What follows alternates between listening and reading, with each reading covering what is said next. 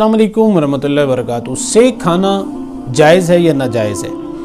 ये जो आपको स्क्रीन के ऊपर नज़र आ रही है पिक्चर, ये सेक ही है और इसको हमारी हज़ारे की लैंग्वेज के अंदर सेग कहा जाता है। पश्तो के अंदर इसको शेशके, फ़ारसी के अंदर इसको खारपुश्त और अरबी के अंदर कनकस का लफ्ज़ इसके लिए इस्तेमाल होता है। बाज़ लोग इसका गोश्त भी खाते हैं और इसको हलाल समझकर खाते हैं और उनके नज़दीक, जिन्होंने खाया है उनके नज़दीक इसका गोश्त बड़ा लजीज़ भी होता है और बड़ा सुर्ख होता है और गर्म होता है और उनके मुताबिक कई बीमारियों का इलाज भी इसके अंदर है। बहरहाल जी, मैं इस गुफ्तगू से पहले आपको ये बताना चाहूँगा कि फ़ुक़हाए किराम ने इस ज़िमन के अंदर क्या कुछ लिखा है। फ़ुक़हाए किराम के नज़दीक जो खारपुश्त या सेग है, इसकी दोनों जो किस्में हैं, यानी इसमें एक छोटी किस्म है, एक बड़ी किस्म है। एक में उजरी होती है, एक में उजरी नहीं होती। एक के ऊपर कांटे होते हैं, एक के ऊपर कांटे कम होते हैं। दोनों जो किस्में हैं उनको मुतलकन हराम कहा है। ठीक है जी। मकरूह और हराम को बाज़ लोग मिक्स कर देते हैं। बाज़ लोग कहते हैं जी मकरूह है, मकरूह नहीं है। मकरूह और चीज़ है, मकरूह नापसंदीदा चीज़ को कहते हैं। यानी आपका दिल नहीं मानता, आप जैसे उजरी मकरूह है, दिल मानता है खाएं, नहीं मानता तो उसको छोड़ दें। ठीक है। नापसंदीदा चीज़ एक कही गई है कि उसके अंदर नजासत होती है, लेकिन हराम का मतलब ये होता है कि आप उसके नज़दीक भी नहीं जा सकते। अगर आप नज़दीक जाते हैं तो आप शरई हुदूद व क़यूद को तोड़ कर जा रहे हैं। समझ आ रही है? आपका ईमान ख़तरे के अंदर पड़ जाता है। जैसे ज़ना हराम है, जैसे शराब हराम है, जैसे खंजीर का गोश्त हराम है, इसी तरह से ये चीज़ भी हराम है, इससे बचें।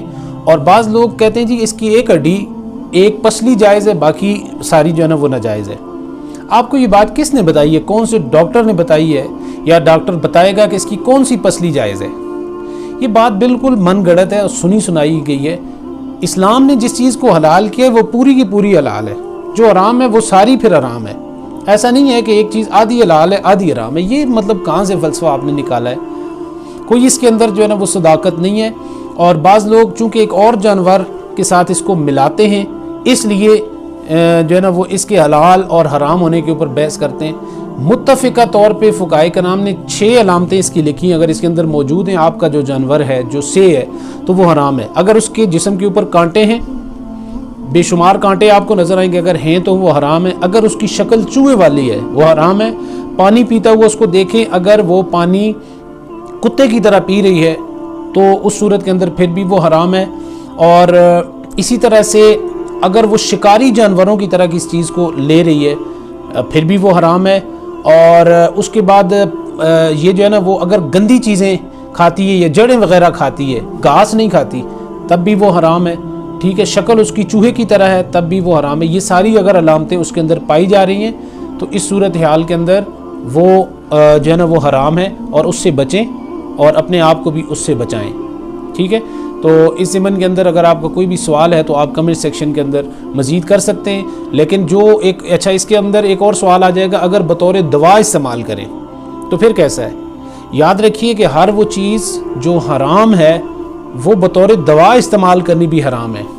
हराम चीज़ से आप इलाज कैसे सोच सकते हैं? फ़ुक़हाए किराम ने सिर्फ जो हज़र व इबाहत का चैप्टर है उसके अंदर लिखा है कि अगर कोई बंदा, उसको कोई कामिल तबीब डॉक्टर ये बात कह दे कि आपके लिए इलाज नामुमकिन है, आपके लिए इलाज की कोई मुतबादल सूरत हाल नहीं है सिवाय इसके कि आप वो फ़लाँ जो हराम चीज़ है उसमें से आप इस्तेमाल करें, तो तब आपके लिए इलाज मुमकिन है। तो फ़ुक़हा ने लिखा है वो जिस कदर बकदरे ज़रूरत वो डॉक्टर, वो माहिर तबीब उसको इजाज़त देगा, उस हद तक उसके लिए वो चीज़ इस्तेमाल करनी ज़रूरी और उसकी इजाज़त है। वरना अगर आप ये कहें कि मेरे सर में दर्द है, कमर में दर्द है, जोड़ों में दर्द है, पाँव में दर्द है, तो आप बतौर दवा उसको खा रहे हैं हराम चीज़ को, तो इस तरह से आपके लिए जायज़ नहीं है। अगर आपने ये काम किया हुआ है, इससे पहले खाई है, तो तौबा करें, इस्तिग़फ़ार करें अल्लाह ताला की बारगाह में और आइंदा से इससे बचने की कोशिश करें। अल्लाह ताला हम सब को अमल पैरा होने की तौफ़ीक़ अता फ़रमाए। वमा अलैना इल्लल बलागुल मुबीन। अस्सलामु अलैकुम वरहमतुल्लाहि वबरकातुहू।